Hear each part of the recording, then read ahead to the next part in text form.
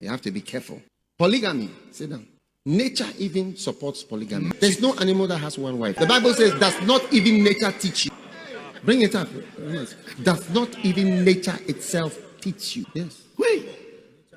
Yes, nature teaches. Which goat has one wife? Which dog has one wife? I'm not afraid of the Bible. Are you afraid of the Bible? We are afraid of the people that we love and our heroes whom we follow. They didn't have one wife. Nobody knows when it became a sin. Yes. No. I'm telling you something. So Paul said that you should be the husband of one wife. In the same chapter, he said you should not drink water again, but only wine. Why don't we follow that one? Why do we select some of the things that he said? He said the women shouldn't preach. Look at women who are standing here preaching.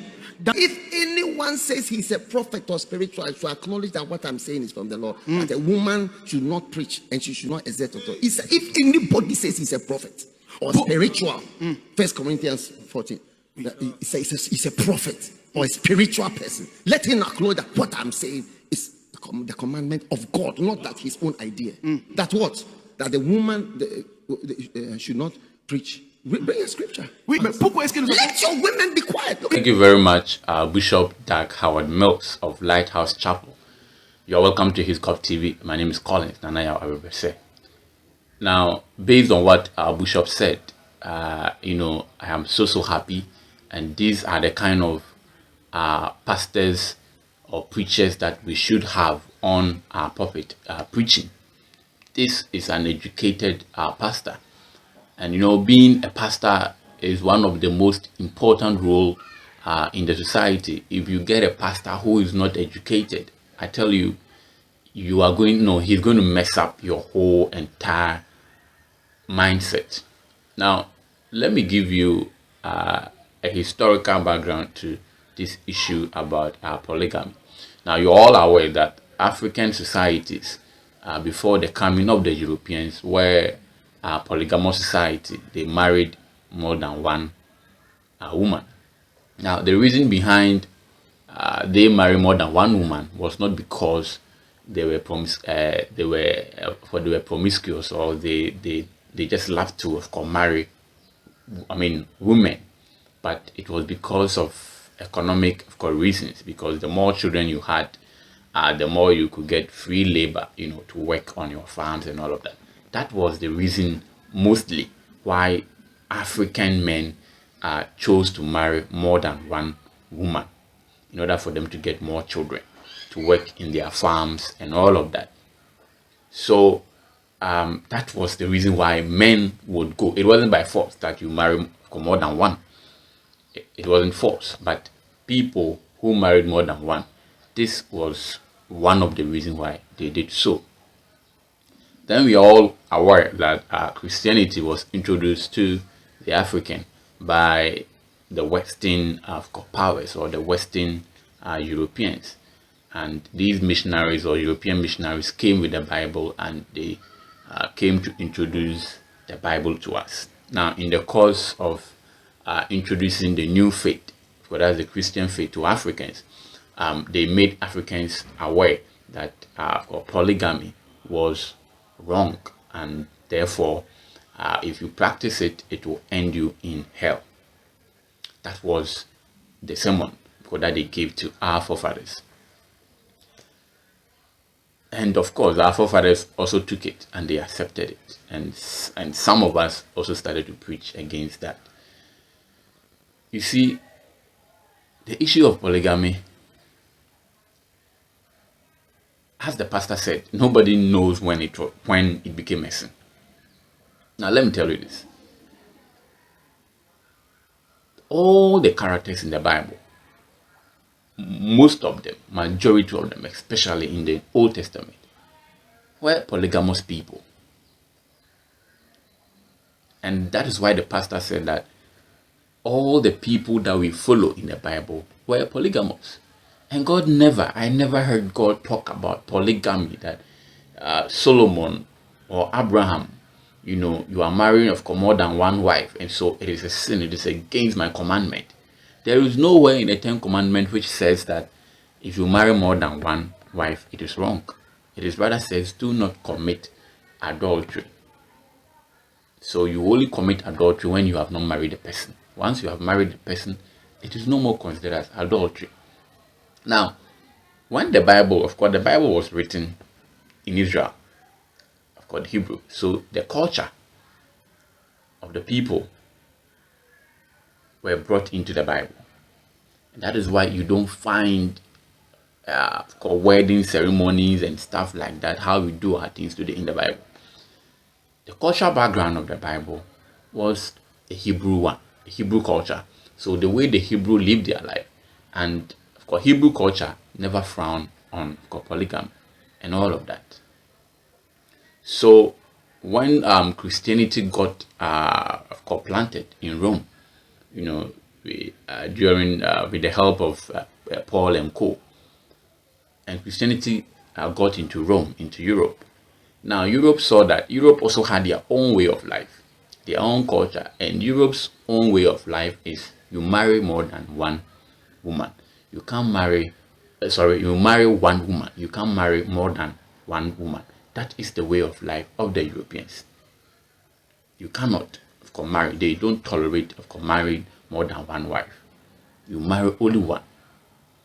So when the Bible got introduced to them, the Europeans, of course, realized that the Bible contained some cultural aspect which they never succumbed to.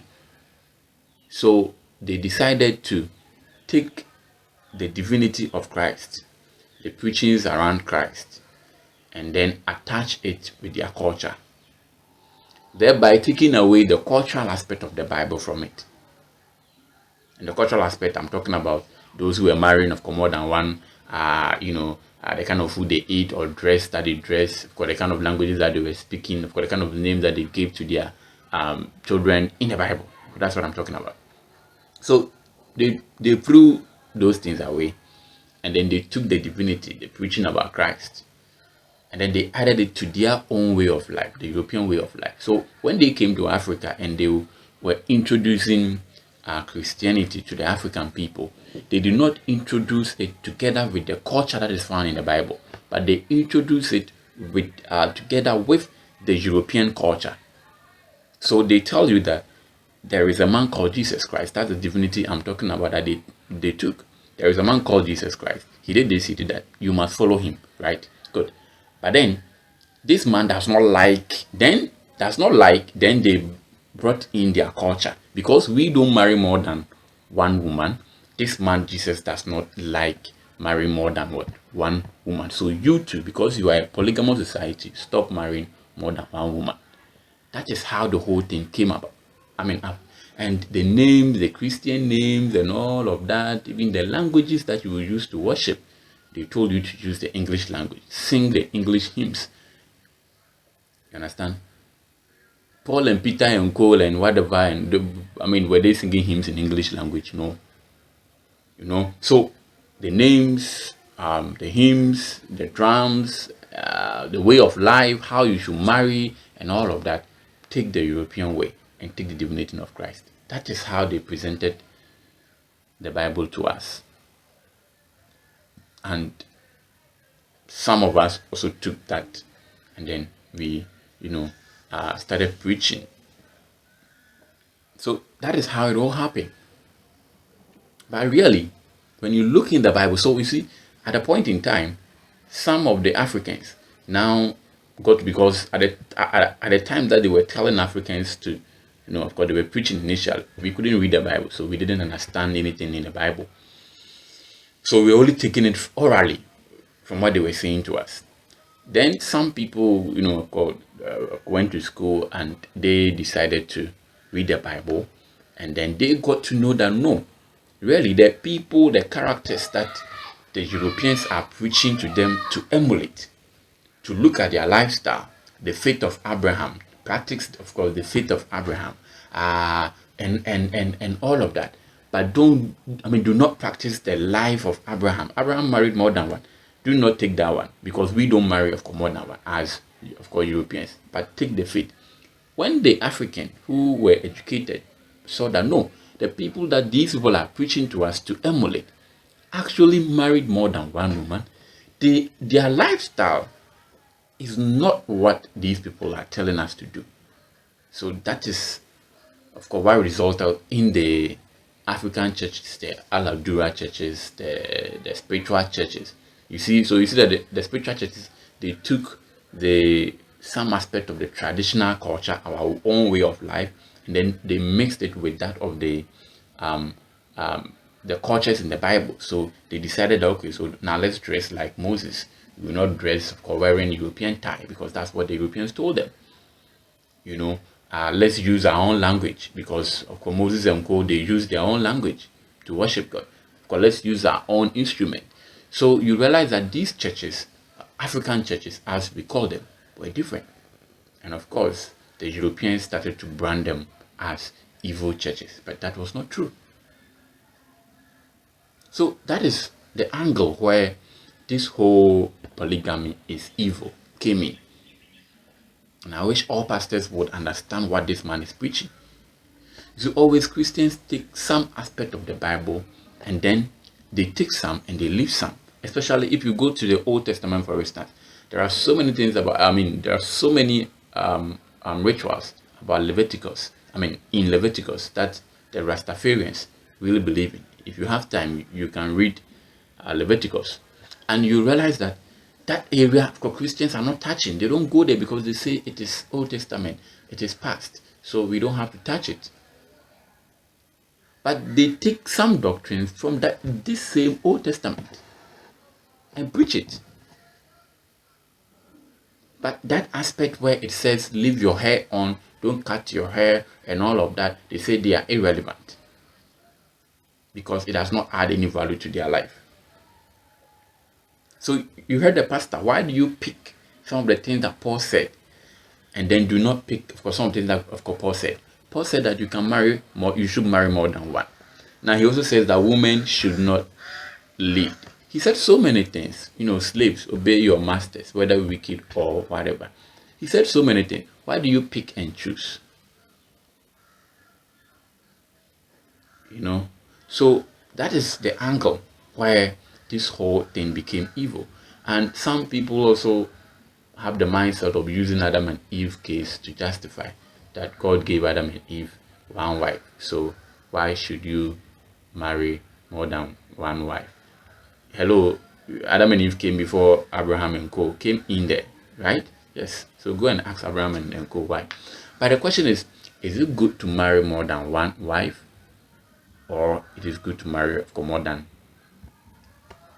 just a single wife? Personally, I don't have issues with people who marry more than one wife. And I also don't have issues with people who decide to marry only one wife.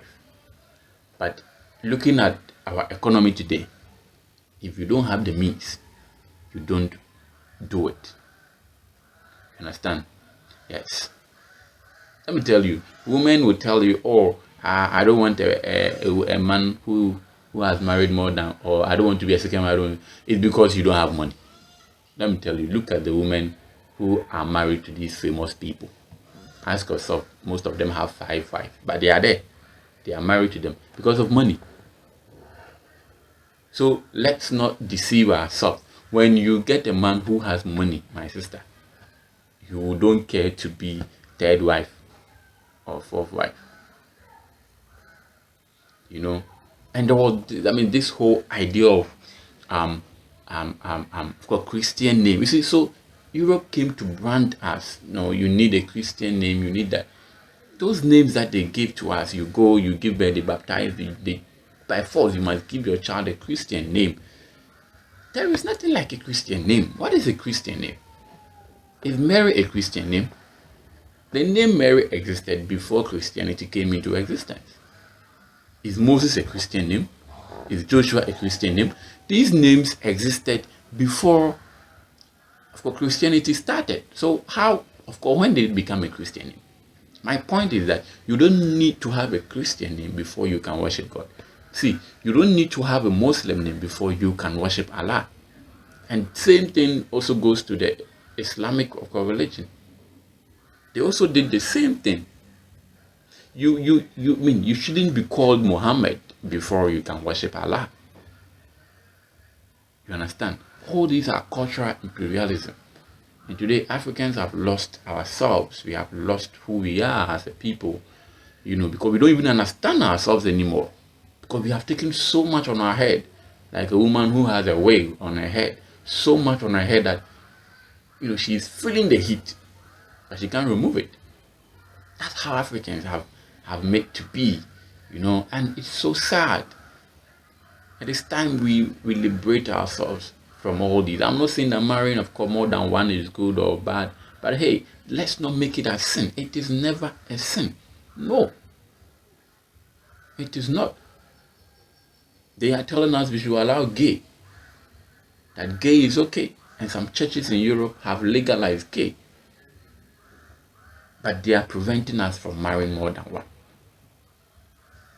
Gay is not a sin, but of course, marrying more than one is a sin. You see the discrepancies. Do not forget to subscribe. Share your thoughts on some of these, issues.